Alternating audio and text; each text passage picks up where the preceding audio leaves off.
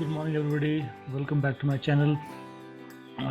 This is the second dose of our weekly coverage of financial news and analysis.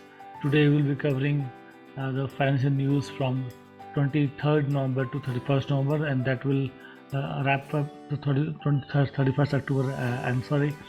31st October, and that will wrap up cover all the news up to 31st for the October month. After that, we'll start for this month, and hopefully I will come with a video tomorrow, and after that we'll be doing it on a daily basis. So let's get started immediately.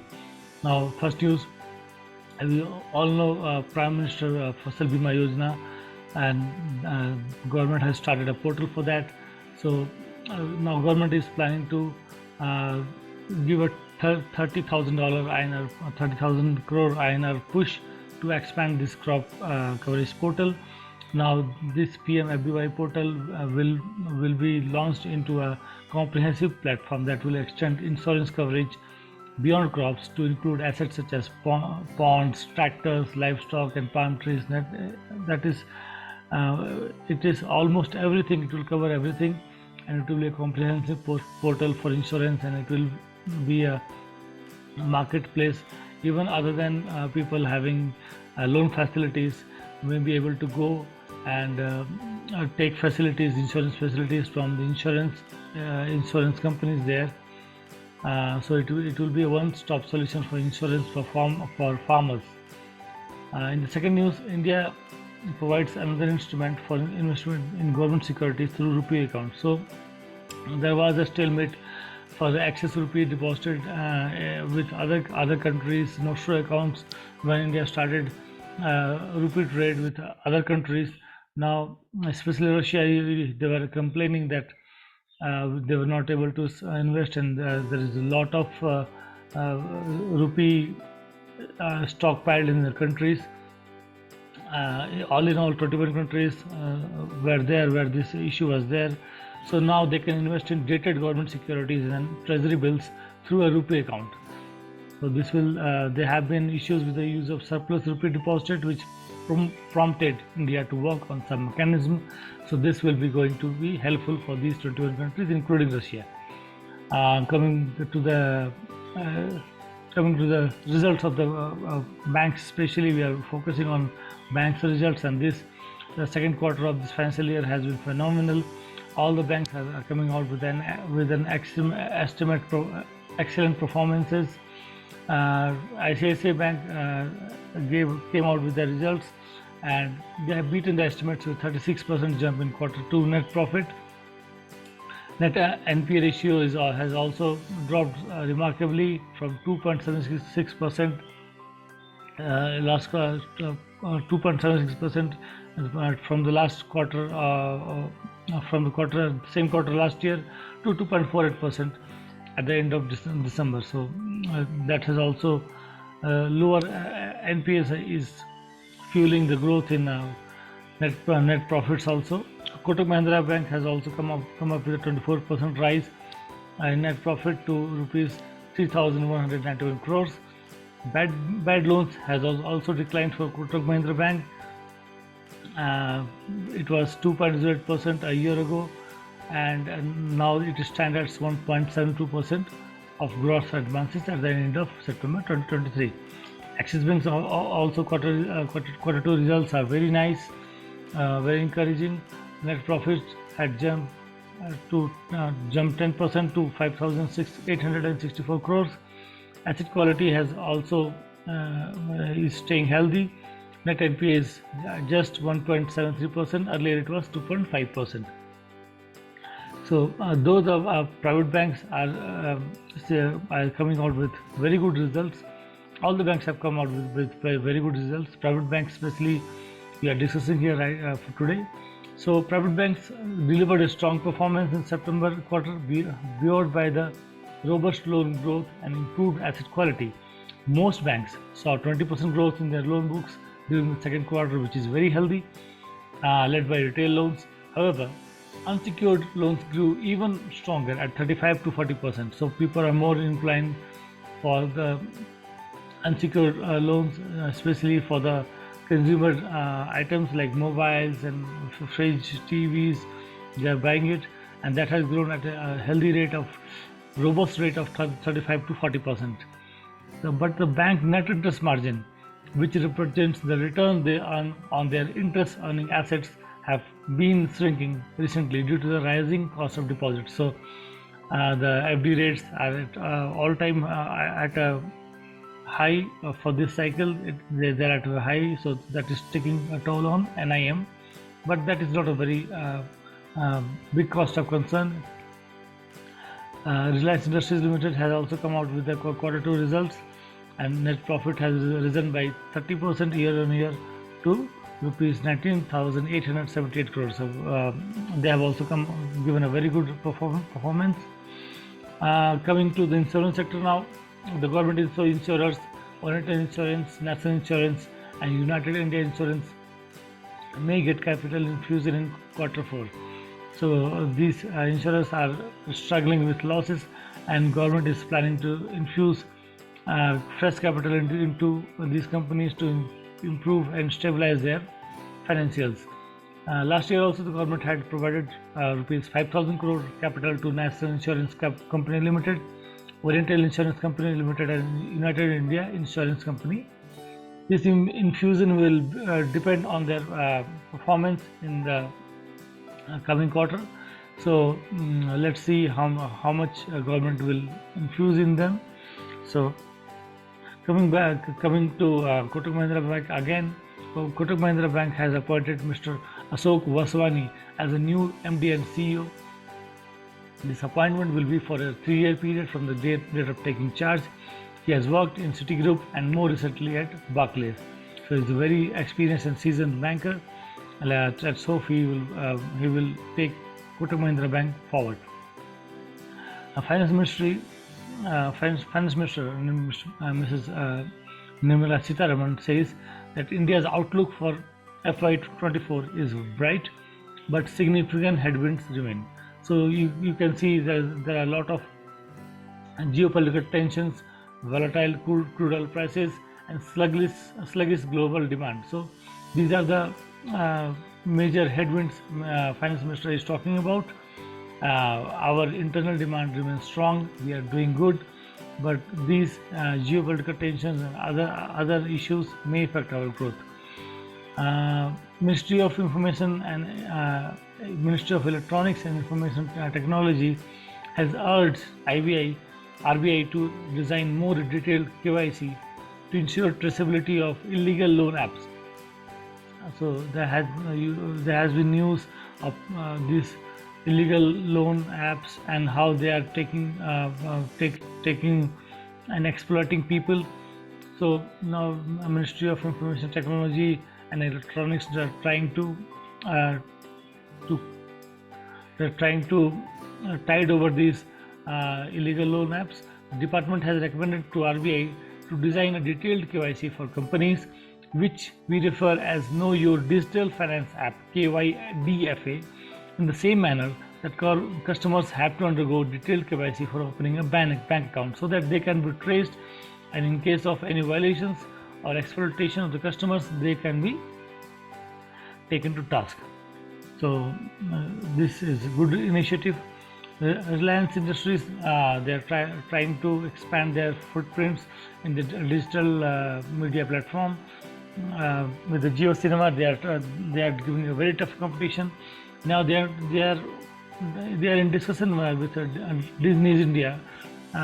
Disney India, who is trying to exit their India business. So Reliance Industries is in discussion with them for a multi-billion-dollar deal to buy their India operations. The acquisition could be announced as early as next month, and Disney Star business, which it values at around $10 billion, Reliance may take a controlling stake, and then it can take over the Disney India operations. NCLAT dismisses plea to initiate insolvency proceedings against Inox Wind. Inox Wind is a fully integrated player in the wind energy market with 3 state-of-the-art manufacturing plants in Gujarat, Himachal Pradesh, and Madhya Pradesh. So GRI Towers had filed insolvency proceedings against Inox Wind, and NCLAT had dismissed earlier. National Company Law Tribunal had also dismissed the request to initiate insolvency proceedings against the Inox Winds. Now, Central Board of Direct Taxes has extended the date for domestic companies to file the tax benefits to gain 25% tax bracket from Section 10 IC. So, Form 10 IC, which is required for domestic companies opting to pay tax at a concessional rate of 22%. This provision was introduced in Income Tax Act from the financial year 2019 to 20, and now this date to file this return, this form, has been extended for the domestic companies. Now, Income Tax Department has also started 360-degree profiling of high net worth tax evaders. So anyone having annual income above 1 crore are considered high net worth individuals, HNIs. The rates for these HNIs were cut from 42.74% on personal income to 39% in the budget for financial year 2024. But still they are evading taxes. So now IT department has started our 360-degree profiling, and they will be keeping an eye on these tax evaders. Coming to onion prices, it is an election year, and onion prices has always affected public opinion. Though the government has been selling onions at a concessional rate from their reserves to cool prices amid high festive season demand, but still supply shock triggered by the deficit monsoon has led to surge in onion prices. So government has to look into it. Now the government has said on 28th October has imposed curbs on onion exports, setting a minimum export price, that is MEP, below. What is MEP? MEP is what below that price no exporter can export any commodity. So now exporter has to sell onions to export onions at a price of $800, minimum price of $800 per quintal. So that will bring down the exports, as it makes them more costlier. Also, India agrees to lower floor price for basmati rice exports to $950 per ton. So Indian government has been under constant pressure from the other countries to bring down and to export more rice, both basmati and non-basmati. So Indian government has agreed to lower the minimum export price MEP for basmati rice shipments to $950 a ton. Earlier it was $1,200, and it was fixed on August 2025. SAT, that is Security Appellate Tribunal, has quashed SEBI's order against Puneet Goenka in G Entertainment Industries case. In a major relief to G Entertainment Industries promoter Mr. Puneet Goenka, the Security Appellate Tribunal on October 30th quashed SEBI's order that had barred him from holding key managerial posts in the company and other group firms. On August 14, ZEL promoters Mr. Puneet Goenka and Subhash Chandra both were barred from SEBI from holding any directorship or key managerial position in the company, but SAT has asked them to cooperate in the investigations, and let's see what transpires in the investigations by the SEBI. EU Small Finance Bank has been doing good. They are expanding. Now they have agreed to buy their peer bank, that is FinCare, in a $530 million deal, all stock deal, as it seeks to expand its presence in southern India. So EU Small Finance Bank shareholders need to keep an eye on these developments. We will be updating you with time and again. We will be updating you from time to time. Blackstone, a big global investment firm, is trying to enter Indian healthcare sector in a deal valued at $1.3 to $1.5 billion. It is going to build one of the largest hospital platforms in the country, according to sources. In a release, Blackstone said it has acquired a majority stake in care hospitals from Evercare. So Blackstone will be holding a 75% stake in care hospitals. So that will give them a foothold in Indian healthcare services sector.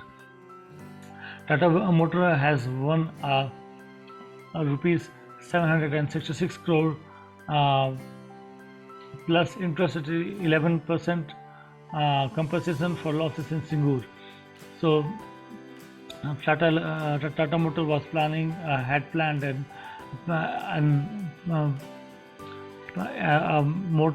vehicle manufacturing facility in Singur, and we all know how the politics and the protests forced them to withdraw from from Singur, and later they moved the plant to Gujarat.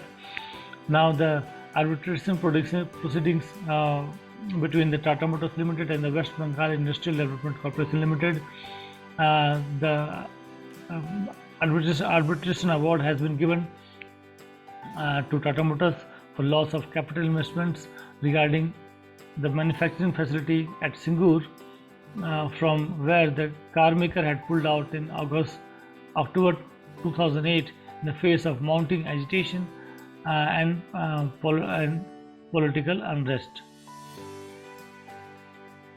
So the next news,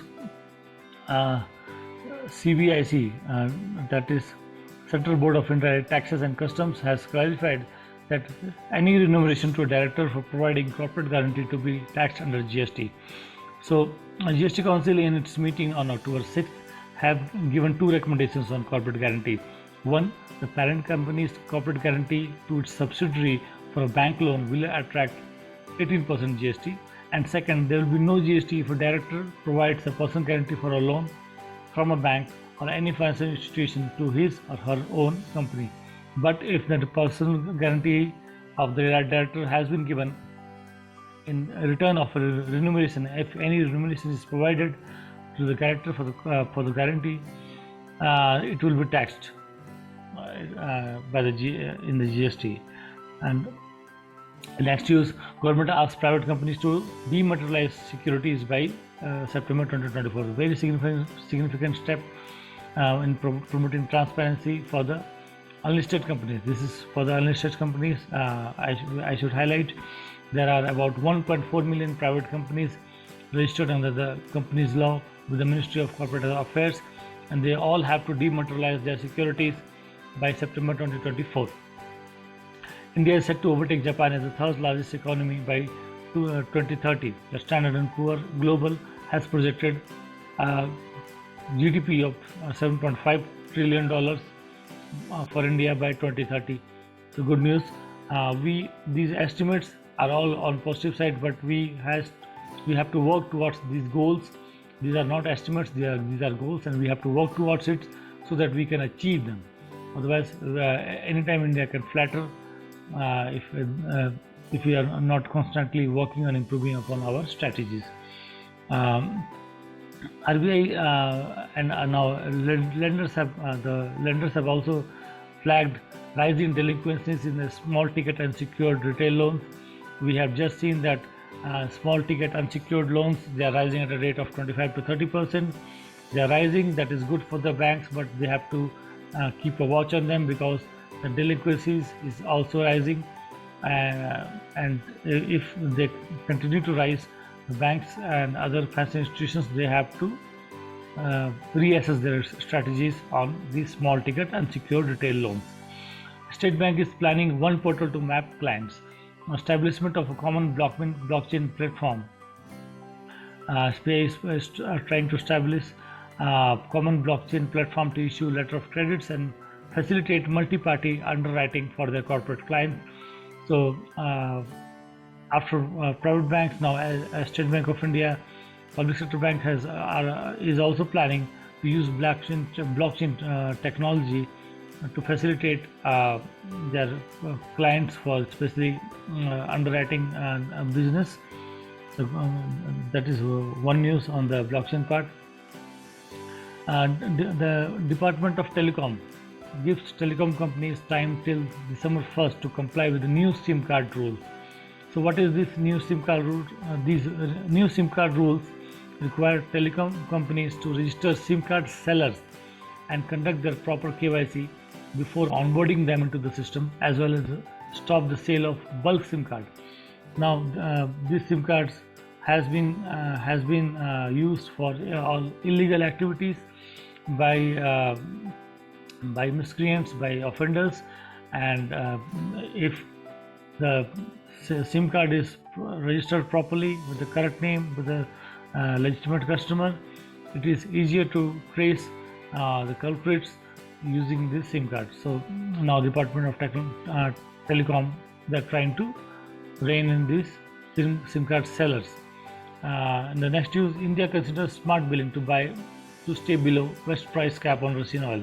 Russian oil has been put cap price cap of $60, but as this Russian oil prices are increasing, the prices are increasing for Russian oil also with the in line with the global oil prices, and now India is trying to exclude the logistic cost, insurance cost, and freight cost, so that the net billing for the Russian oil stays below $60 a barrel, and they can bypass Western sanctions.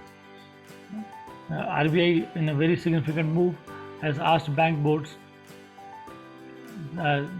to remove any passive directors. There should be no passive directors in banks board. So what are these passive directors? The passive directors are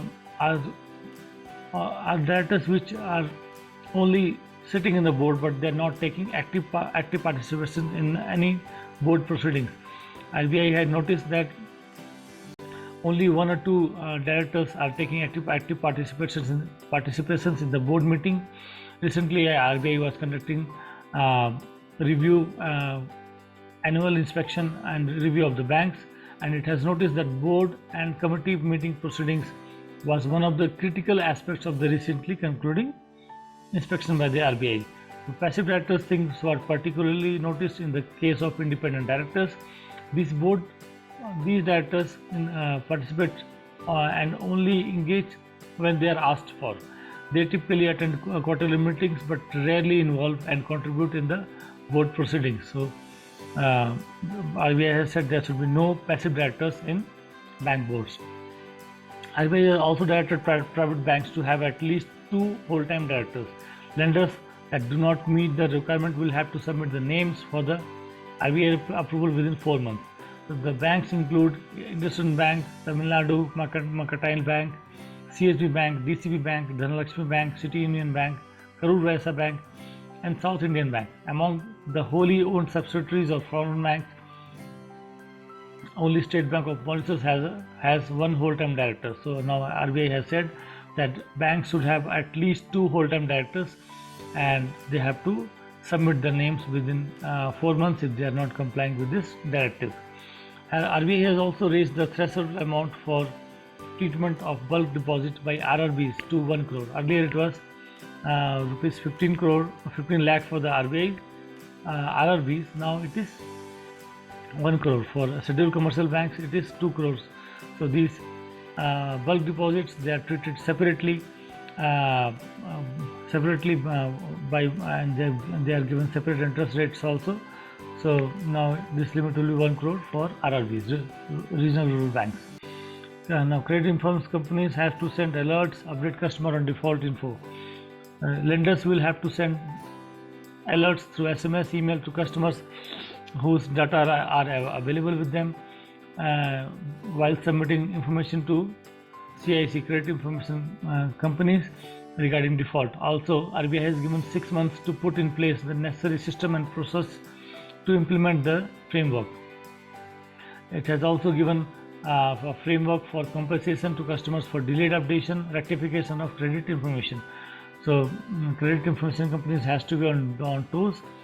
Now India's first bad bank, that is SASF, that is Stressed Asset Stabilization Fund, which was set up by the Government of India in September 2004 to isolate bad loans of IDBI Bank and park them in a separate entity so that the bank would have a cleaner balance sheet, is going to be wounded down.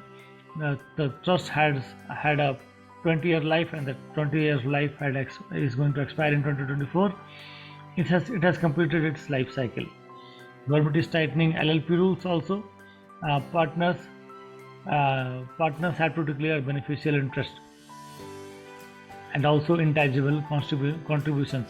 Government has made the disclosure route tougher for limited liability partnerships, which will now be required to maintain a register of partners with details of their beneficial interest and both tangible and intangible contributions.